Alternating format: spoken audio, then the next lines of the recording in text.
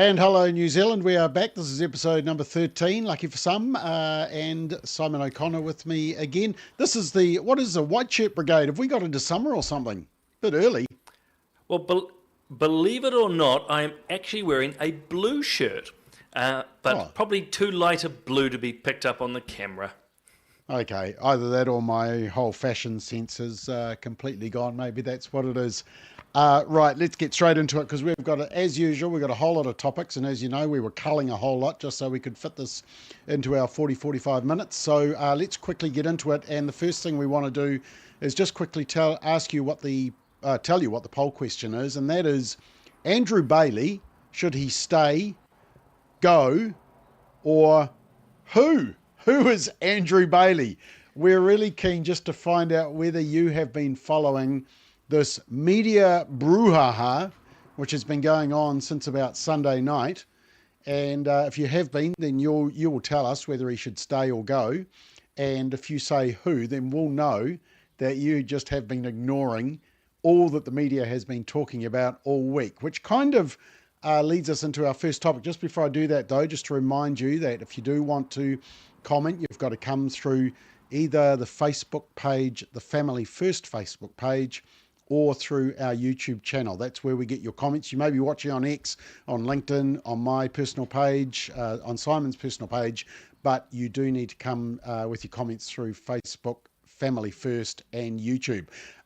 So Simon, let's get into our first topic, which of course is related to that, and that is this whole area around Andrew Bailey. And look, he got caught out. It seems like he was joshing a little bit like we do at staff meetings. And to be honest, I actually think that I could be just as guilty of doing what he did, although I might not do the... Actually, have I ever done that to you, Simon? Have I ever called you a loser? Fortunately not. I mean, I'm drafting a letter just in case. Yeah, well, we'll come back to the letter. Let's just have a look at the apology that Andrew Bailey made. I don't think you did anything wrong, but you've apologised for it. Look, it doesn't matter what I think. The issue you wouldn't apologise if you didn't think you did something wrong. There's a lot. No, the issue is that I put the complainant in a difficult situation where he felt offended. And for that, that was my making. And for that, I apologise unreservedly to him and have done. Is this the end of this matter, or is there something else there? Well, I've already apologised to the complainant, and so I hope he accepts the unreserved apologies that I've offered to him, and unfortunately there's not much more I can do. But other than to reiterate the fact that I unreservedly apologise to the complainant. Okay, so he apologised a number of times. He thought that was it, but it is still going, and the opposition, the Labour Party, can smell blood. The political hangover that goes on and on and on. National's front bench forced to the back row today to seek clarity from their minister who misbehaved at a winery. If someone declines an offer of an alcoholic drink, is it acceptable for a government minister to return to their worksite 2 further times to harass them into changing their mind? As I said to the member yesterday, and as I say again today, there is nothing that is acceptable about that behaviour. Andrew Bailey admits he called a Blenheim winery worker a loser, but denies he told him to F off. The worker thought Bailey had been drinking. Yesterday, the minister told the House that wasn't the case, but at 10 p.m. last night, made this explanation. For the avoidance of any doubt, after the incident and at the end of the day, I had a small wine tasting. A small wine tasting raising big questions today. When asked in Parliament whether he had been drinking, he lied about it, came down in the darkness of night to correct that answer when no one was watching. Was he misleading the public during the day? No, not at all. He's just making sure, out of an abundance of caution, that he's being very clear for the avoidance of any doubt. The question is when exactly Bailey began drinking. Had he had any alcohol before he talked with the worker on the 3rd of October, first, second, third or subsequent time? I had not had any alcohol that day prior to the incident with the individual concerned? The second interaction, he talked about going for a drink and inviting the complainant to come with him for that. He admits that he had alcohol after the interaction with the individual. Labor says that's a contradiction. So we had the Prime Minister saying that Andrew Bailey was drinking between his interactions with the worker, and Andrew Bailey saying that that never happened. You invited him to the salad door for a drink. Okay, let's leave it there. I mean, it just goes on and on and on. Simon, what's actually going on here? I mean, this seems, it seems like he obviously completely misread the room, misread the person that he was trying to have a sense of humour with, apologised, and now it's, I mean, this is the 5th day. Is this all Parliament can focus on? So tell us, what's actually happening here?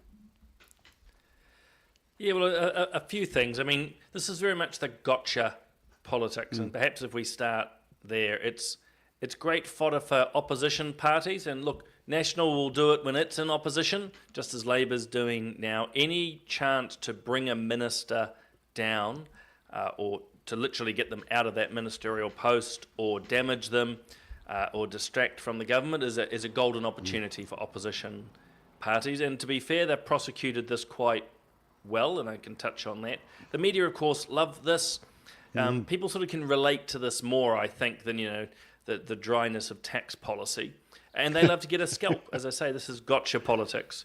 But look, two quick sort of associated points.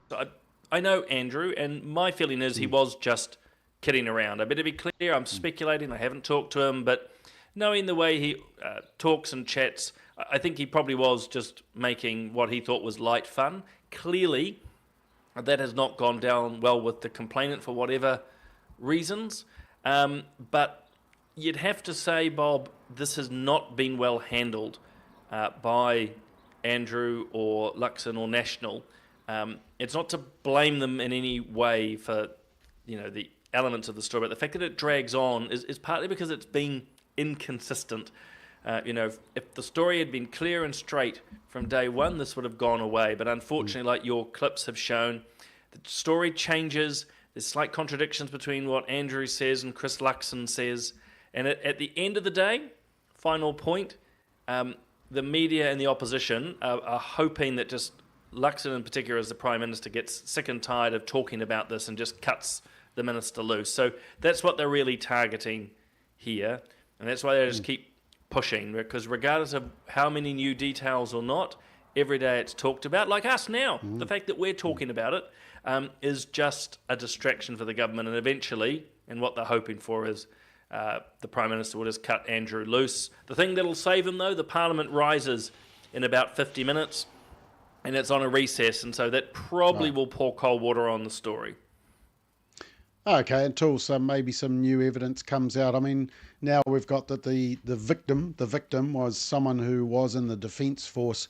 I mean, I just, as I look at it, if someone said you're a loser and was joshing with me, and then they apologised and made it quite clear that they were sorry, I think most of us would just leave it at that. But this person wrote a letter not only to the National Party to express concern, but to every, I mean, that's like if you have a bad experience at McDonald's, do you also send a letter to all the competing takeaways to tell them about your experience with McDonald's? I sort of get the impression that this is someone who's actually quite keen to make some political ground themselves. Is that unfair?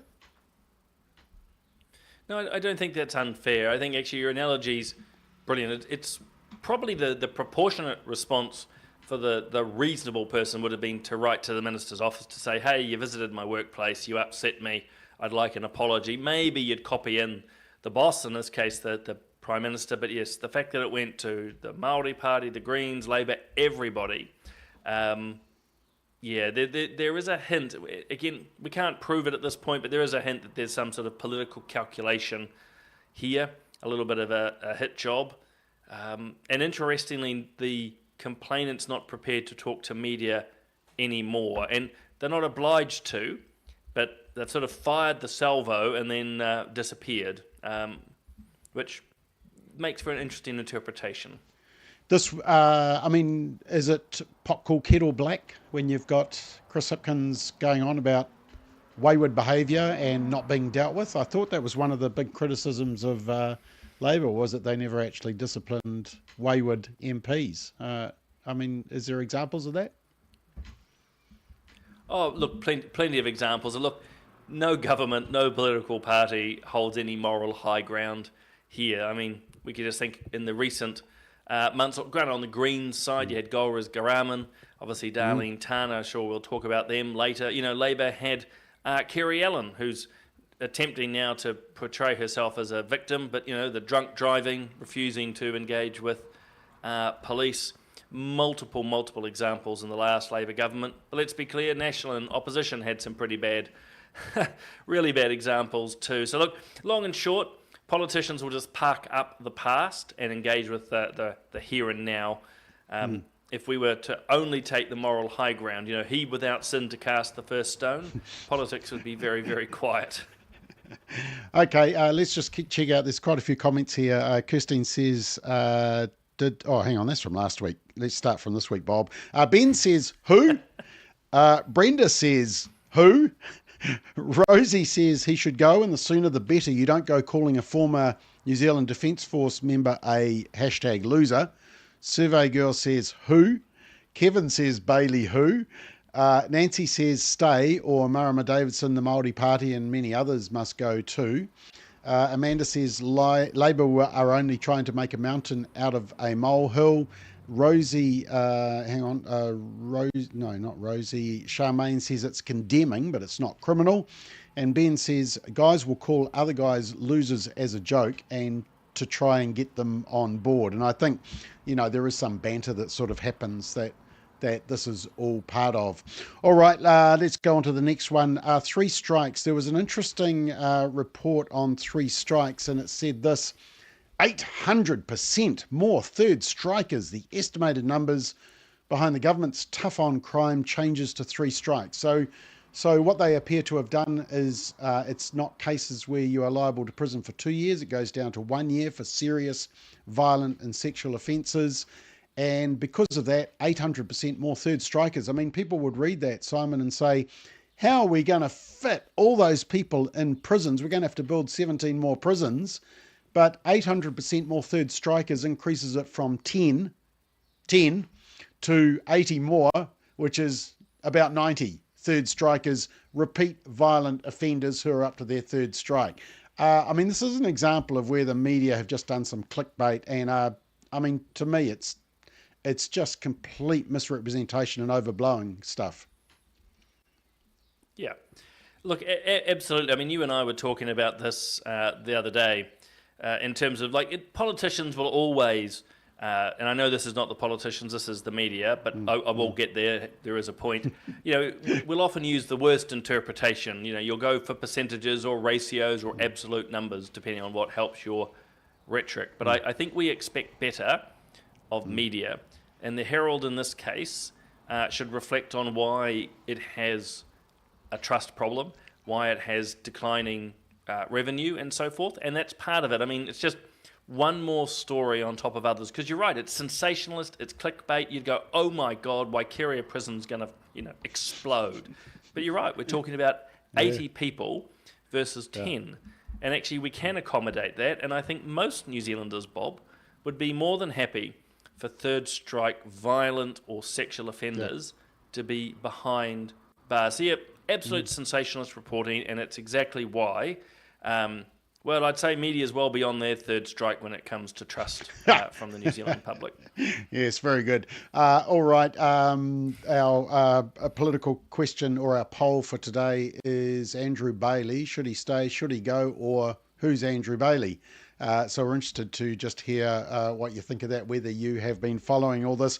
Right, we're going very well. Let's go on to our next topic. And according to Statistics NZ, the Electoral Commission, the number of electorate seats is going... So Parliament is made up of electorate seats and also party list MPs. List MPs are based on the...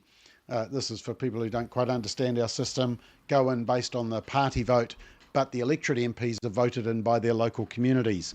Now, I was just reading this. Apparently, the number is going to drop. Now, when I saw this, Simon, I immediately thought, no, we don't want less local representation. We actually want more local representation. The last thing we want is more party lackeys who are accountable only to the party and not to their local constituency. Just before you comment on this, it's in 1996 when it first started, apparently there were 65 electorate seats, went up to 67, up to 69, up to 70. In the last election, 2020, there were 72. So it's gone from 65 up to 72, which I think is great under MMP. But now it's going to drop to 71. And what they're going to do is get rid of, you may be able to explain this a bit better, they're going to get rid of seats where there's been a drop in population in proportion to all the other electorates. And top of the list is Mount Albert, which, funny enough, is Helen Clark's old electorate. So that's got a lot of history in there. I also note that Auckland Central and Epsom are 5th and 6th on the list. Auckland Central, of course, is our good friend Chloe Schwarbrick. And Epsom, of course, is Simon David Seymour. Sorry. Oh, yeah. No, David Seymour, David Seymour, yeah. So that would be funny if Auckland Central and Epsom suddenly got switched off. But anyway, what's actually happening here? I mean, it really does concern me that we might have less electorate MPs and more lackey list MPs. But that's just my view. What do you think? Well, the first thing I'm struggling with is actually the grammarian me between whether we talk about less electorate MPs or fewer. So let's just start a grammarian fight on your comments. Hang on, I'll just get my dictionary while you're talking. Okay, I'll be back. There you go. First and foremost, for people to understand, this is all very legitimate. There's no political skullduggery or anything going on here. How it works is they take the population of the South Island and they divide it by 16. We've done that for years. And based on that, so population divided by 16 of the South Island then sets how big a constituency needs to be. And what's happened in this case is that actually there's greater growth in the South Island, more people in the South Island than actually in the North, proportionately. And so electorates have to be a little bit larger.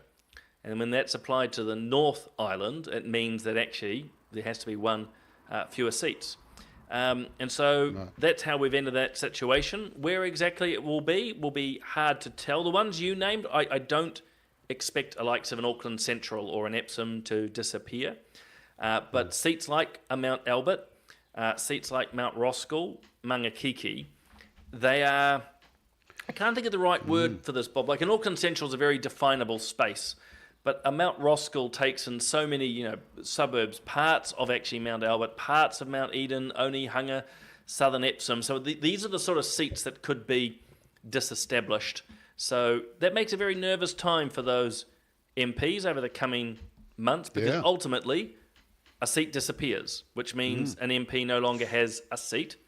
And it's unlikely that one of their neighbouring mates is going to, retire and make it all very tidy.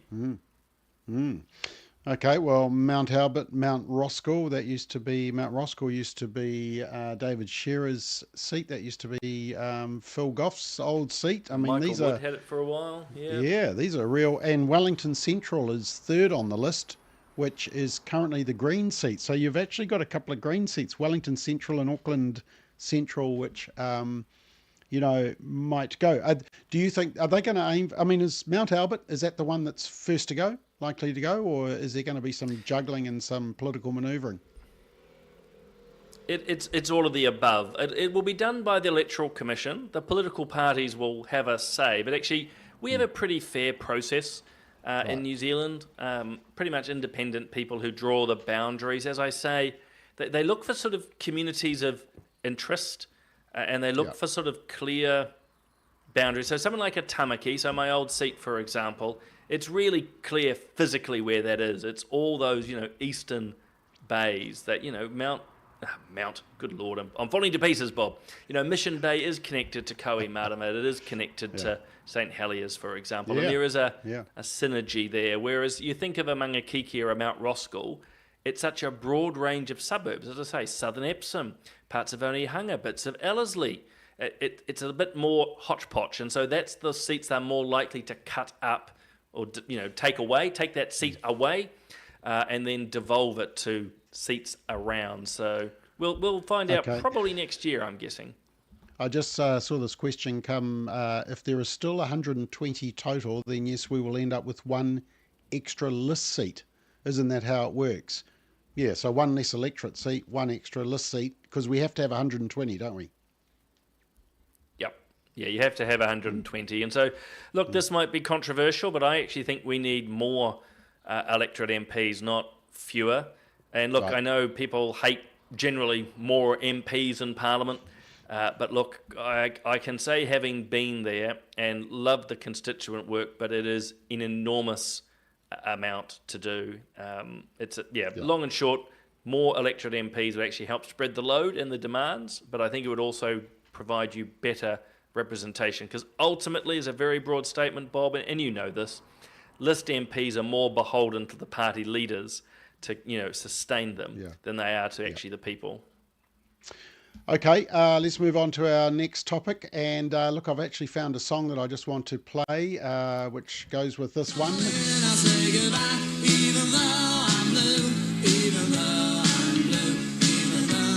Darleen, I'll say goodbye.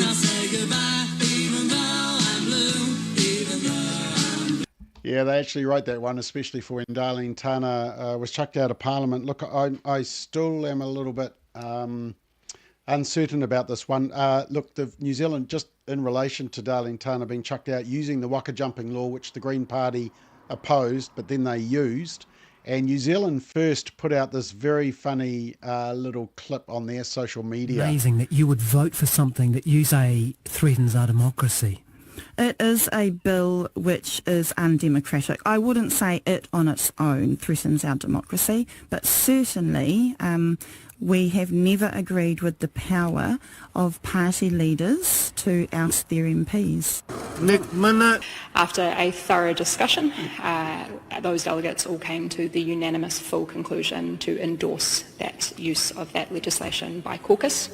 Following the end of the meeting, myself and Marama wrote to Darleen one final time, imploring her to finally do the right thing and resign, but also informing her that we would be writing to the Speaker to invoke the legislation, the final step in that legislation, as I'm sure you'll all be aware. Okay, so I'm still not quite sure how they can justify their change in principles. I mean, it's the old saying, I've got some principles, and if you don't like them or they're not convenient, I've got some other principles. This was just the Darleen Tana coverage of her from last night. So yes, I discovered this morning that I am officially a former MP of the 54th Parliament of New Zealand. My reaction to that? In one part relieved, but mostly just thankful. Had I resigned, that would have been in one way an admission of guilt. And that's not, I wasn't guilty. I respect absolutely the decision of the Speaker of the House. The party hopping bill doesn't leave too much wiggle room. This Gazette from the Speaker today draws a line under this issue. Show me the facts. Show me the evidence where I have done something wrong. Yeah, Simon, can you firstly explain how the Greens can justify this if they've voted against it? And secondly, I agree with Darleen. I mean, you won't find me supporting many Green MPs, but I think that there hasn't been natural justice in all of this. What's your thoughts? Yeah, let's start with the natural justice. I don't think there has been, actually. I hadn't actually watched the clips that you showed. As you know, Bob, I don't really bother watching the news that much. But, she actually held herself there with a lot of... Yeah, that's right. Yeah. That's why I'm so young. No, only kidding. She actually held herself with a lot of gravitas, and actually she's right. She's just been accused of things. There is no proof. And I think actually the Greens have mishandled this the whole way through. Actually, Darleen mishandled one element, and that was resigning from the Greens. She would probably still be in Parliament now if she had stayed a member. It would have made things more complicated. But look, there is no way the Greens can justify this. They're just outright hypocrites. Because, again, it's one thing to vote against a bill, or a now law, but they made a huge song and dance about it, taking the moral high ground, if you will, in their view. But now when push comes to shove, they're more than happy to use it. But I note probably two very quick things. One, the media are not grilling them as much as they should be. And secondly, you hear Marama and Chloe wrap this up in all their talk of, stuff I've heard around their kaupapa and their tikanga, and it's like, no, you don't get to say all of that actually from the positions you've had in the past. But they're just trying to couch it in very soft emotional language as if they've done something noble, but they've not. They've basically booted out one of their MPs rather brutally, but rather incompetently, as I say. This has gone on for months. It's a real mess. Oh, and last point, the Speaker's well within his rights. He's not playing politics on any of this. When Darleen became an independent, the proportionality of Parliament changed, and he's beholden to return that to what it needs to be. So I just want to stress the Speaker is acting appropriately. Yeah, I was interested in that comment where you said that if she hadn't resigned, it would have been a much trickier. But on Straight Talk on Monday night, Rodney Hyde was relaying his experience. They had a rogue MP as well, Donna Awatiri Huata, who the ACT Party had to use some form of waka jumping law that was in existence then. I think they went to court or something. And in the end, they were vindicated, and Donna Awatiri Huata was found guilty. That hasn't happened with Darleen Tana. If Darleen Tana had stayed on as a Green MP, they could have still waka jumped her out though, couldn't they? They just couldn't argue that disproportionality or whatever it was, but they would have still just used the waka jumping law, which means you can boot out a MP that you don't like. This is where it gets complicated, and I better be clear, I don't perceive myself as an expert, but it's more about the proportionality of Parliament. So had she remained a Green MP, associated with the party, and voted pretty much with the Greens, then it's hard to argue that the proportionality of Parliament has been changed. So one might think of the Jamie Lee Ross saga for National. He didn't choose to leave the party kicked him out. That's the first point of difference. And secondly, he pretty much voted the same way he would have had he remained, in this case, in the National Party. So it was hard to mount the waka jumping argument that proportionality had changed. With Darleen, she left the Green Party, and I expect she was not guaranteeing to, if you will, vote the Green way, hence proportionality had changed. But that's my understanding of it. It sounds like Rodney has a slightly different view, but you can see how it's messy and you can see how it's dangerous. Okay, Golriz Ghahraman, you did mention her earlier on, her appeal against the conviction for shoplifting, and it wasn't just once, didn't succeed. That just means she needs to really look for a different career around one where obviously a conviction is going to matter, isn't it? I mean, that's just a natural consequence, isn't it?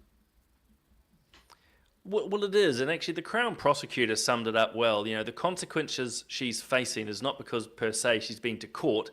It's that she had undertaken criminal activities. And, you know, I think we're beginning to lose sight of that, not just with Golriz's case, but a number of situations where people complain. You know, you even get it with, the proportionality of who is and is not in prison. Well, don't do the crime. You know, that's pretty simple. You know, the individual person should not do the crime. So in this case, Golriz has only herself to blame around all of this. And the judge was quite clear. He did not buy the argument that actually this would absolutely affect her potential legal career into the future. It might do, who knows? But he says it's not guaranteed. So he felt that the judgment and the conviction itself were reasonable. So let's see what comes of it. To be honest with you, I still do have a little bit of sympathy, I suppose, having worked with her. But at the same time, it's the old adage, isn't it, Bob? If you do the crime, you do the time. Okay, the unfortunate part is that the next Green MP off the rank, well, maybe that's the appropriate word, is rank. Personal pronouns, seems to be dislikes colonisation. And we actually found this, he's at the moment, before becoming an MP, he was working with the Burnett Foundation, which is the AIDS Foundation, which is a hedonistic, grubby, perverted organisation funded by the taxpayer. And the reason I say that is because I found this particular video that he fronted, warning people about mpox. Nothing about behaviour, just about how they could apparently get a vaccine. A sexual and public health update for gay, bi guys, trans women and non-binary folks who have casual sex with gay and bi guys. You will have seen the World Health Organization has recently declared mpox a public health emergency of global significance. A few of you have reached out to ask what this means for you. First of all, don't panic. In Aotearoa, New Zealand, a vaccine is available to communities most at risk. All you need to do is reach out to your local sexual health clinic and arrange a consult, and they'll direct you to your best course of action. You can also head to Burnett Foundation Aotearoa's website, where you'll find more information about symptoms and preventative measures there. Most of all, look after each other, stay safe and have fun. Mauri ora e te whānau. That's the next MP in Parliament. Wow, Parliament just gets better and better, doesn't it? And yeah, stay safe, but nothing about behaviour. Anyway, probably a good Green MP. No changes Green there. MP That's right.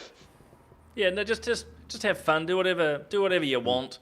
The taxpayer and everyone else will have to pick up the pieces. Thanks very much. But no, you're right. There's no desire to change. Look, I'm betting within a few weeks there'll be a blow up in Parliament. He seems a bit of a narcissist, so it'll be someone uses the wrong pronoun or looks at him in the wrong way, and there'll be a big beat up. Just give it time. Well, the personal pronouns are they, so they're going to need 2 seats in Parliament, so I don't know how they're going to work around that.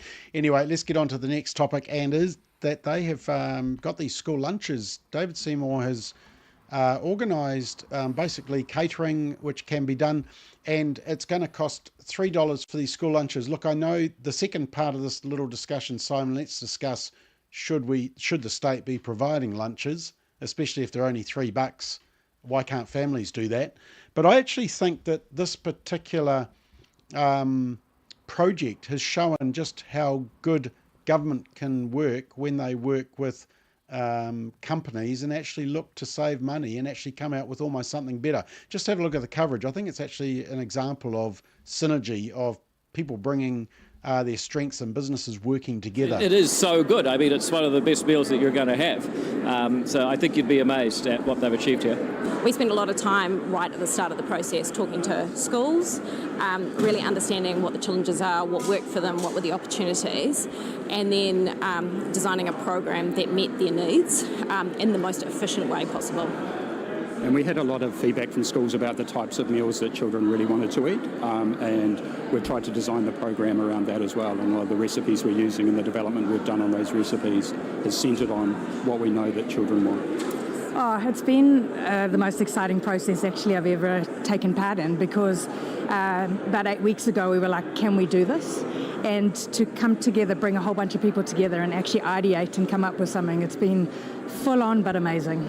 Definitely. I think that we need to do more of it. I mean, we know the government working with business is probably the best way to get New Zealand more productive. And so many businesses have leaned in together, and we're showing what can be done when you do it. Love it. Love it, yeah. We've tried it a lot of times because we had to show the ministry a number of times, and each time we were there, it was delicious. And been talking to people around today, and they've all said if this is what the food tastes like, they'd be happy to eat it. Yeah, I don't know. I just think that's a really good example of the government doing something constructive with the help of the commercial world. I mean, they're going to serve up butter chicken curry, chicken katsu, lasagna, chicken pasta salad, and wraps. And you could see their yogurts and a few other little goodies, and it's $3 each. It actually just shows that a little bit of constraint and you can still come out with very good stuff. So, I mean, what's your initial reaction to that, Simon, in terms of actually the government can do some things like this well and cheap? Yeah, well, look, I think by and large, positive. As you say, the government sort of can use its buying power and negotiating ability to pull in a large number of firms, and that's a good thing. Clearly getting much better bang for buck than what we were. The question will be, and look, I'm a little cynical around this, I have to admit. I mean, obviously feeding children is rather important. But who? These things I've found, well, we should touch on that briefly. But it's down the road costs. In other words, it's very easy, and we've seen this with other contracts. Governments start out with this $3 a meal, but in 6 months, 12, 18 months, a lot of the firms, some will drop out, others will go, oh, now that it's established, we'd like a little bit more money, please. In other words, it's pretty easy to put the government over the barrel once they have started a program. The other is, and I'm no nutritionist, and I don't want kids eating blimmin' tofu burgers, but everything you mentioned there, it's all quite carby, and, you know, I'm sounding a little bit like a greenie now, but actually, what's for dinner? I'm not sure they're well, actually, I'm thinking pizza tonight for the kids. There we go. I've outed myself for Rachel. Takeaways. She's obviously not there. Okay. That's right. She's fled. So what about the issue of who's responsible? I mean, if lunches can be provided for $3. Why can't a family provide a lunch for $3? I mean, to me, what this has actually done is shown just how cheap and achievable this is for parents to do it who should be doing it in the first place.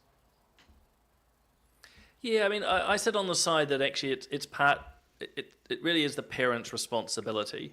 I think schools should have the ability to provide food to kids who do need it. There are kids that turn up to school hungry. I have to admit, I'm just uncomfortable with a whole country approach. It's just yet another part of parenting which has been given away or taken by the state. And look, you know, reflects my politics, Bob. I don't want the state in my life. I don't want them engaging much with my kids, or, you know, basically very minimal. And this is just yet another step. But yeah, there should be some access to meals. Look, the quick counter though is, you know, the government has economies of scale, which families don't. But even then, providing a basic lunch for a child shouldn't be that expensive by and large. And again, I just think it's part of parenting, actually. It's the same as, you know, uniforms, getting them to school. That's a parent's responsibility. Yep. In other words, what are we going to wait for? The government to step in next to say, oh, actually, we'll fund their uniforms. You don't have to worry about that either. Yeah, I'm just not... You can hear it in my voice. I'm just not comfortable with more and more state involvement in our families. Yeah. Okay, speaking of state involvement, we've got the euthanasia law, and there was actually an interesting article in the New Zealand Herald which said that because the review committee isn't doing its job or has been non-existent, there's a backlog of 200 death reports. So this is people that have had assisted suicide, helped to end their lives, and there has been no review of what they are doing despite what the law says. I mean, in reality, Simon, you could... I mean, isn't this illegal, what they're doing? Yeah, it's certainly contrary to the law. I mean, I don't believe there are any safeguards in New Zealand's death bill. People will say there are not. There are processes. But one of the processes which was touted as really amazing was this review panel. 3 people, and just stress that, only 3. They couldn't find 3 people for much of the last 3 years. And that means 1 in every 5 cases, so 1/5 of cases, that's the 200 you referenced, or just to play on the Derek Chang New Zealand Herald article, you know, 20%. No, yes, 20%, because it's 200 out of 1,000, have not been reviewed. And I mean, I made a statement on my social media. I mean, we're not talking here about the ministry reviewing whether it should be blue pens or red pens. We're talking about terminating New Zealanders' lives. And look, Bob, it's quite possible there's nothing to see in any of those 200 cases, but there might be. And this is a really serious law, and it's being treated almost with disdain in many ways by the ministry and certainly the minister. They just, who cares? It's only paperwork, they say, and it's just so inappropriate when, again, we're talking the deliberate ending of New Zealanders' lives. Could the possible issue be who the minister is in charge of all of this? I think so, but you've also seen a collusion from the media who, other than actually, kudos to Isaac Davison there at the Herald, no one else is picking this up. The media, by and large, only promote euthanasia. If people, make sure people who are watching keep watching, but if you go to Google after this and type euthanasia in New Zealand, you're just going to get puff pieces. They're just not reporting what's a serious problem. Okay, and my tongue-in-cheek was because the minister overseeing all this is David Seymour, who was also the person who championed euthanasia, who also put the bill in for euthanasia, and who was overseeing the review.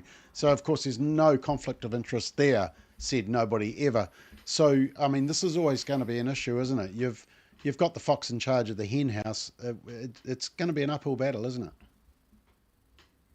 Oh, look, absolutely. I have no doubt that this Ministry of Health review will just say, look, it's all working fine. Oh, yeah, there was a few little issues. But for it to get Seymour's sign-off, it will have to say that expansion's required. You've already seen a hint of what he wants by an ACT MP putting a removal of the 6-month element in there. But look for much more to come out of it. I mean, at the end of the day, he will only sign off a report from the Ministry of Health that argues for expansion and completely minimises all the issues. And by the way, what you just touched on about the review panel, that's only one of many issues that the whistleblowers have raised. Okay, let's move on. The extremist group, or the watchdog group, has been cancelled because it's a little bit extreme. It's the National Centre of Research Excellence for Preventing and Countering Violent White Extremism. And it was set up by Jacinda Ardern. Look, it was maybe good motivation. It was in response to the 2019 Christchurch mosque attacks, but it was quickly overrun as being radical, just like the Disinformation Project.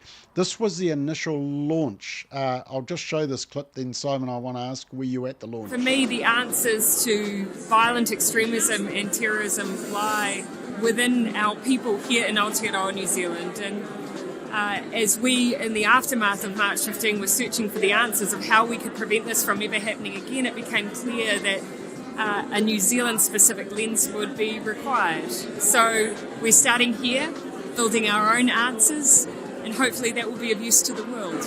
It enables our community and other faith-based and ethnic communities, as well as the rainbow communities, the disability and others, to actually say, hey, look, we count in New Zealand. Our issues and our problems needs to be factored in the whole scope of national security. We're living in really uncertain times. Okay, now I just want to say that this little clip is of the woman who was put in charge of this unit, and then we'll quickly show you why the unit's been shut down. At the moment, and we need to create an evidence base that helps us to understand some of the things that are going wrong in our society. So what He Whenua Taurikura is going to be doing is bringing together scholars from communities, from academia, from government, to really look at some of the wicked problems that we're dealing with in terms of social violence and work towards social cohesion. Okay, social cohesion. So that's what they want. Just before I show you why the unit was shut down, although Simon, you might know why as well. Were you at that launch? I didn't see you in a mask. No. You weren't invited. Many reasons I wasn't there. No, well, actually, any MP can turn up to these events, but no, I hated wearing a mask. I thought it was stupid, and at the same time, I had no support or time for that group. And in fact, everyone who spoke is very much on the far left, and all they want to do is ensure that voices that have a different view to them are shut down.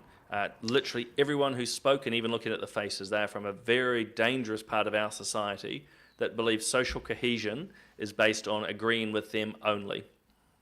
Yeah, well, I actually found that they funded hard left activists such as Emmy Raketi from Auckland University, Byron Clark, Kate Hanna from the Disinformation Project, Kyle Matthews. I mean, those are right on the left. But look, the reason it was shut down, I think, and good job, well done by the government. Let's just have a look at a couple of tweets. Professor Joanna Kidman is the woman who was at the end of that clip. And here's one of her tweets. She called the government basically because they want to use boot camps to try and turn kids' lives around a death cult, called the government a death cult. Remember, this is the group that's trying to stop extremism online. Here's one tweet where she says, nice example of historian as bigoted dickhead to add to the pile of 12 million reasons why 99% of university historians should have a curfew and an ankle tracker. So she doesn't seem to like academics. Memo to Indigenous South, calling out racism in academia is to run into a wall of white men and other shuffling zombies interrupted from grazing on 800 years of white supremacy in the paddocks of the Ivory Tower. It gets better. Duncan Garner is an F-wit. That's my academic opinion. This is the woman in charge of the extremist group. Lastly, I'm so sick of smug BL stories about how to make meals on a shoestring. Oh yeah, budgeting is bad. To get all the ingredients, you'll need more money set aside for your weekly food spend than most families have right now. F right off, blimmin' sanctimonious middle class gits. Wow, she sounds like really interesting. Did I have one more? Why would members of Auckland Uni, a colonial institution, name its cat after Governor George Grey? Or is military invasion, mass slaughter and land confiscation something for Auckland Uni academics to giggle about? Oh man, you got to giggle at that. That was the person in charge of extremist language online. Now you know why the unit got shut down. So kudos to the government, isn't it, Simon? Oh, look, absolutely. I mean, there should be no funds to any of these groups at all. I keep saying it, I'm a great free speech advocate, and these groups like Joanna Kidman's one, the Disinformation Project, so Kate Hanna and the like, they're all there to censor views. Let's be really clear about it. And they are often actually right at the heart of the cause of social incohesion. You just see it in their language. I mean, think of, who's another example? Kylie Quince, the head of AUT's law faculty. Yeah. Look at her Twitter, amongst others. Abusive, aggressive, racist, sexist, you name it, ageist. I mean, it's just nasty stuff. Now, by the way, they're allowed to say it. They're allowed to say it, but they don't get to lecture us, Bob, around tolerance and diversity and kindness when they are actually the purveyors of much abuse. Yeah. Okay. Let's just check some of the comments that have come through. Firstly, from Tim, I feed my kids for school lunches anyway, regardless of what they supply. That's what a good parent should do anyway. Peter's pretty stoked. He wants to go back to school. Wish we had that nice food when we were at school. Another Peter says, we made sandwiches the night before and put them in the fridge. Some kids had fresh bread, probably made by their mum or dad. They were lucky. Another Peter says, we had Marmite and lettuce sandwiches where you were lucky. Robin says, thinking it won't be organic chicken, but hormone antibiotic riddled chicken in the butter. Well, that's why you put the butter all around it. That's why you have butter chicken, to hide what's going on. If the government is going to interfere into family life, at least provide. Oh, well, she's off to make the meal, obviously. Survey Girlie says, I always thought that not feeding your child was physical neglect, i.e. child abuse. We always had sandwiches also. And William says, Family First New Zealand, the K is silent. What was the word that I said that has a K? Oh, anyway. And actually, William just comes back and says, what about the new forced mandate bill? Look, I had an interesting experience, Simon. Someone contacted me that said that they were doing a nursing degree and they were told that they had to go off and get 2 COVID shots plus the booster as part of the course. Now, I remember when Winston Peter was absolutely ridiculed because he said all mandates are going to be gone, and the media said, well, there are no mandates. What are you talking about, old man? And in fact, it seems like there are still mandates in the health sector. Do you know what's going on there? Sorry to spring this one on you, but we'll blame William for this. Yeah, I'm afraid I don't. Yeah, no, I don't. I mean, you raised it with me, but I haven't found out any more information. I mean, if it is through Health New Zealand, then it is inappropriate. It's possible from what you just said that this is a private training institute and it's made its decision around mandates for some reason, but it's inappropriate in and of itself because, many of us have argued for a long time it breaches some of our fundamental rights, but also the whole efficacy of them is highly questionable now. Highly questionable, let alone some of the side effects for some people. So it's a messy area, and long and short, they shouldn't be doing this, as in mandating. Okay, but if it's a tertiary institution, though, if it's a government-funded one, that is connected, that a tertiary institution would come under government, though, wouldn't it? Not a private institution. It would. That's why I was very careful when I said a private training institute. So it's one of those things we just need a little bit more information. So let's see what we can find for perhaps next week's political playback. Okay, just got time for one more topic. We can't talk about Substack because both you and I have been. We went across to the ARC conference in Sydney on Tuesday, so we've been a little bit slow on it. I was speaking in Adelaide on Saturday, so. But just one really nice bit of news, and I've put the wrong one up there. I should have put this one. It is that one. Sorry, I was making a play on Pulse Point, and that is that the latest ratings for 3 News came out, and apparently, so this is run by stuff that replaced News Hub, and it had on Sunday night 26,000 people watch the news, which One News was 6 times more than that number. So 26,000, and just to give you an idea. Our Pulse Point with our new presenter James Williams, it had 65,000 viewers just on Facebook alone watching the latest episode. So something's happening in the media, isn't there, Simon? I mean, that's a good news story to finish off. I think it's wonderful. I mean, I think it's testament actually first and foremost to James's work and obviously your vision. Bob, guys, this sounds all very sycophantic, doesn't it? But but actually, it's that alternative media which people are looking for. They're turning away from mainstream media because actually they're not getting the news. They're not getting the breadth of perspectives. They're getting that sensationalism which we talked about.